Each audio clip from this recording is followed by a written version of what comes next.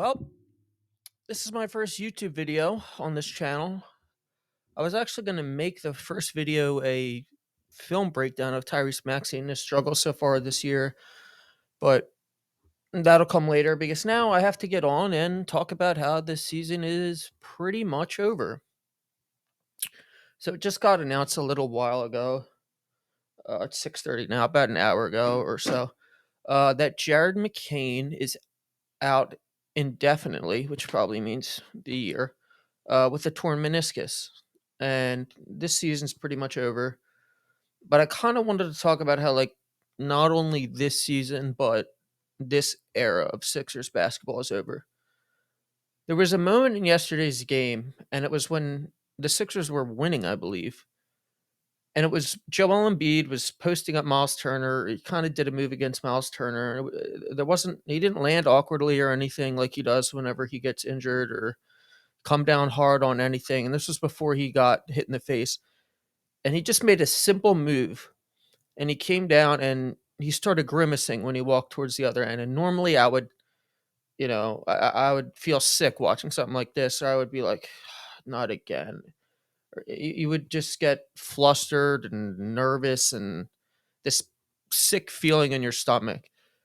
But in that moment, like, I didn't feel anything. I just felt like, yeah, like this is over. Like I knew deep down what I was watching that this situation is not tenable anymore. Like the best case scenario for this team is to sneak in as like a 10th seed and like what? Like it doesn't work like that. Like this isn't baseball. I'm watching the game last night and two of our three best players in Paul George and Joel Embiid have to wear like big ass knee braces to even get on the floor. And just being realistically, this team is not going to win a championship.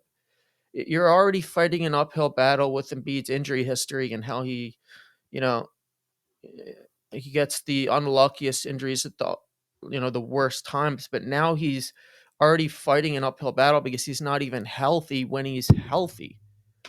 So I just feel like the best course of action this year, and I know it sounds crazy right now, but when you really look in the grand scheme of things, is to see if a team like Golden State, see if a team like the Lakers who have aging stars and Steph Curry and LeBron respectively are willing to give up picks for Paul George or even Joel. I'm not sure if Joel is eligible to get traded this year, but that's really the direction they should be going in because realistically, this team, it just it, listen, I'm not one of these people that's saying, like it's a sign it was meant to be, but like if this season is telling you anything, it's that you need to do everything possible to keep that top five protected pick. Unfortunately, I don't think Daryl Morey's going to do it. I think he's very stubborn. He's not going to pivot. I think he's going to say, "Oh, if we have even a 3% chance of," he's gone on to say that if your team has even a 5% chance of making, the finals or winning a championship, then it's worth going all in, which I kind of agree with, but not in this situation. Um, this team needs everything, and I mean everything, to break right, and it's just not going to happen. And if it's not going to happen this year, when the team is 7-17 or whatever they are, then it's the chances are going to go down next year. I mean, Embiid's not going to be healthier as he ages. Paul George isn't going to be as impactful as he ages. Paul George is already kind of declining. He's more of a jump shooter who can occasionally play make and drive to the rim at this stage of his career more than he was, the athletic rim finisher and driver he was early in his career with Indiana and OKC and even the Clippers. So I really think it's time that they look towards the future. And look, I know people always say, Tyrese Maxey, he's not a point guard or he's not good enough to be the best player on a championship team. Neither is Jared McCain. And that very well may be true.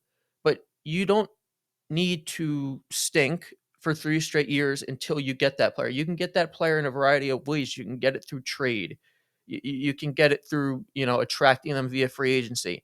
But the Sixers, for as bad as their luck has been, you found Tyrese Maxey and you've developed him into an all-star player. You have Jared McCain, who looks like so far the best player in the draft at only 20 years old. So there is a foundation there. And so I don't want the Sixers to be trading any of their future picks. I see people talking about, like, well, let's trade for Cam Johnson. Let's trade for Herb Jones, talking about giving up that unprotected Clippers pick in the future. And I don't want any of that. This team should not be trading away any future picks. This team should be thinking about the future. And it stinks that it's come to this. And it stinks that it's ending like this. But they really need to pivot. The Nets did it with James Harden and Kevin Durant and Kyrie Irving. And granted, those players kind of forced their hand a little bit. But Daryl Morey needs to be realistic and look at this team and think like, what we don't have a chance of winning this year, and it's not going to get any easier next year. So I really think Paul George and Joel Embiid, maybe not Joel Embiid, but Paul George should be on the table. Go up to him and be like, "Would you want to go back home? To if we can find a trade for you, would you want to go to the Lakers? Would you want to go to the Warriors or any of those teams? Maybe even a different team. See if you can get anything for him and kind of pivot into this rebuild." I know everyone associates rebuilds with like the Sixers losing like 25 games in a row. It doesn't have to be that bad. Um, but it's just not working anymore. And all the evidence is there, and we need to stop ignoring it. So, my first YouTube video was going to be a little bit more positive than this. I had hoped, but this is the reality. Um, the Sixers, we'll see where they go from here, but right now it's not looking good.